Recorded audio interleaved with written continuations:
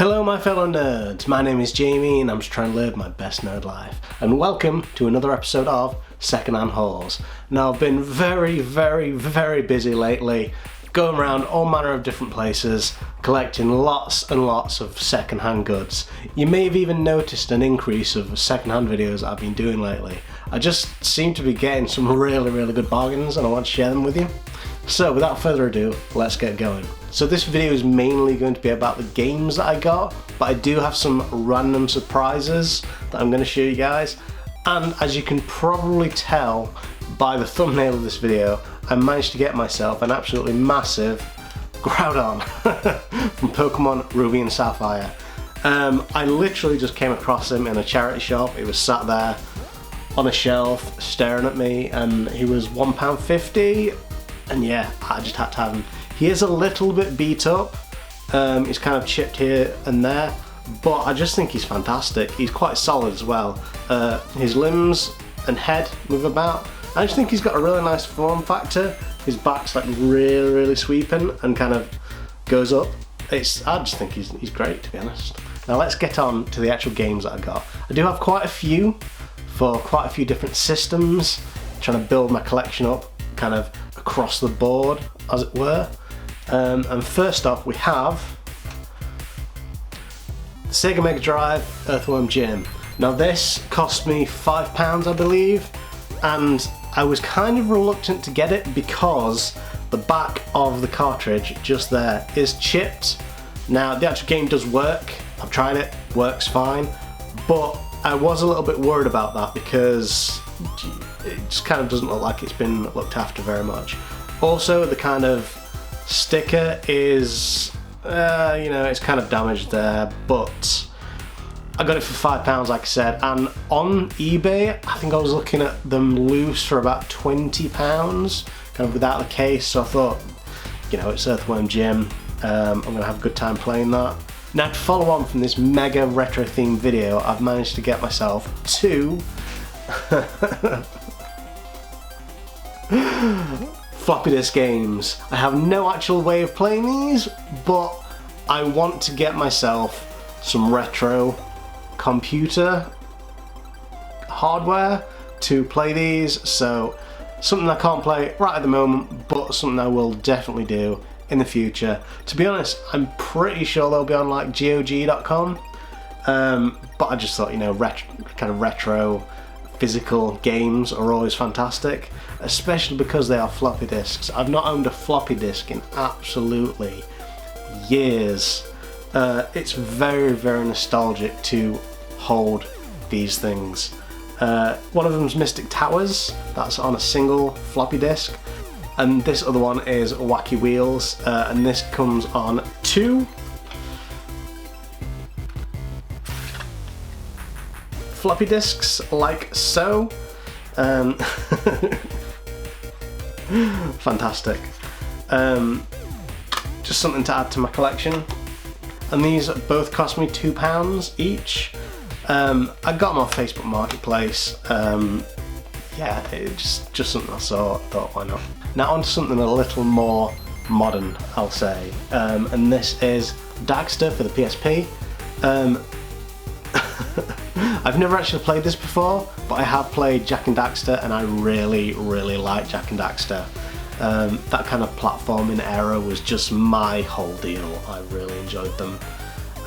So I'm looking forward to playing this game where Daxter is the main protagonist. Hopefully it's going to be along the lines of the same type of gameplay as Jak and Daxter, because as I said, it was my jam. I absolutely loved all those games. Next up I've got 3 Wii games, and these were really cheap. First one is Red Steel, never played it, 50p, it was 99p but you got 50% off. Sure, why not? I'll take that. Next up we have The Legend of Zelda Twilight Princess. I have played this before but I haven't completed it. I had to get rid of a lot of stuff when I moved a few months ago, so I got this again, and yeah, hopefully I will be able to complete it this time. I remember not really liking the start of it. I thought it dragged on quite a lot, kind of in the main village area, where you're running back and forth, and I seem to remember a dog, petting a dog. That was very, very cute. But yeah, it kind of dragged in the beginning for me, but I'll get through it and hopefully complete it at some point. And then last but not least, the Wii software, I have Trauma Center New Blood. And this was £1. This is, I think, a sequel to Second Opinion, a game that I have and absolutely adore, because you use the Wii controller to basically perform surgery. I really like when the Wii does something kooky like that. It's one of the reasons why I like the Switch, because you can get some weird kooky controllers or motions or actions that kind of translate into the games. So something like this is really, really up my street. And I've never played it before, and I look forward to playing it. Now next up, I've got 3 PS2 games that will go nicely with the PS2 that I got a few weeks ago. And the first one is Alien vs Predator Extinction. Now this I have played before many, many years ago, and I seem to remember really liking it. It's kind of like a real-time strategy game where you can control either the aliens, predators, or humans, and you've got to like basically eradicate each other from the map. This was £5 from CEX, a little more expensive than I would have wanted, but because I have kind of nostalgic ties to it, I guess, yeah, I thought why not. And next we have Dirge of Cerberus Final Fantasy VII. Now this game I wanted to play for a long time, because I actually adore Final Fantasy VII. The original game, the kind of spin-off on the PSP, the film, all that kind of stuff. I want more lore, more interaction with the characters in that universe. And obviously I cannot wait for the Final Fantasy VII remaster. That's coming out in March next year, I think it is. Yeah, so looking forward to playing this. And this cost me £4, I believe. I was okay with that because it is a game that I've wanted to play for a long time. And last but not least, for the PS2 titles, we have 007 Nightfire. Now when I actually bought this game, I thought I was buying 007 Everything or Nothing, which I've played before and I really enjoyed playing, but alas, it is not that game. But I'm still kind of excited to play it because it's still 007 and I enjoy 007 and I enjoy that particular game that I played, Everything or Nothing, so hopefully it is something along the same lines as that game. But if it isn't, you know, I've got it anyway now, so it cost me £1, why not? And finally, something that I'm very, very excited to have is a Game Boy Color in the box. Now, I can't remember, because it was many, many years ago when I bought one of these to begin with. I can't remember what was actually in the box, so I assume there was some kind of manual or kind of leaflet advertising different games for the system, but unfortunately it only has, well, I say unfortunately, but it only has the Game Boy Color in it. And yes, the Game Boy Color does work, which is nice to know. And yeah, to be honest, the box isn't great because it is kind of falling apart, but I will be basically fixing it. I'll put some tape on it on the inside so it just like makes it look a bit better. I might reinforce it with some cardboard because it is feeling kind of a bit sunken and kind of bowed, I guess. But yeah, I got this for, I think it was £35. Now I was actually really excited about buying this because it was just before the Switch version of Link's Awakening was coming out, and it actually has screenshots of the colour version of Link's Awakening kind of there and there. Just pure nostalgia, you know. So yeah, I'm really happy with buying this. As I said, it cost me £35, but that's not the only thing I got when I bought this Game Boy Color.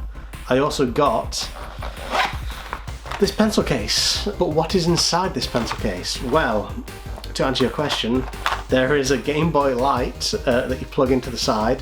It looks like a snake. I don't really know why they chose a snake. I kind of get it because it's curly and bendy and all that kind of stuff. But a snake? It's really weird. yeah, it's really crap, to be honest. I also got Bugs Bunny Crazy Castle 4. I really do like the see-through cases of these. I just love seeing the inside of them. I also got the Fish Files. I've never heard of this game. It's not great. I also got the Flintstones Burger Time in Bedrock. Again, just another random game.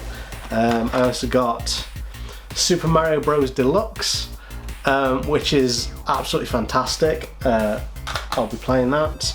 I also got Driver. I never knew that Driver was on the Game Boy Color. I remember playing the one on the PlayStation 1, but I just never realised that it was on the Game Boy Color. I also got Tweety's High Flying Adventure in a protected case, which is always nice. And last but not least, Super Mario Land 2 6 golden coins. Now this is the very first Super Mario game that I actually played. Now I was actually a little late getting into Nintendo franchises, so I played Super Mario Land 2 on the Game Boy Color, and also the original Link's Awakening on Game Boy Color. So having this and the new Link's Awakening game that's come out, just absolutely fantastic. So nostalgic. And obviously at some point I want to get the original Link's Awakening, the colour version, not the original, or maybe the original, I don't know. At some point I want to get Link's Awakening for the Game Boy Color. Now something that's really interesting to me, at least, I actually got this fake Pokemon Yellow a few weeks ago, and it is fake because I tell you why. Like, official Game Boy cartridges have Nintendo Game Boy kind of embossed, I think the word is, on that kind of recessed section there, whereas this one just has game. You probably can't see it, but it just has game kind of embossed on there. So something I think is absolutely amazing about this fake cartridge is the fact that if I slot it into the Game Boy like so, switch it on, it turns on, which is positive. But if wait a second, it actually plays. I've never actually encountered a this is Pikachu, it's so cute. I've never actually encountered a fake cartridge before. Now I got it because of the actual aesthetic, because you know I could just stick it on my shelf like there. But I didn't actually know it would work. But yeah, I think it's great. And there is actually some save data on here. So it's actually the route between Pewter City and Mount Moon. So yeah, it works. And Pikachu says Pikachu, and he looks really happy. So yeah, nice little added bonus from something that I didn't know would actually work. And anyway guys, I hope you enjoyed this video. And if you did, then by all means, like, comment and share around with your friends. And if you want to see more videos like this, then subscribe to this channel and click that notification bell. Any kind of feedback is always helpful. Thank you very much for watching.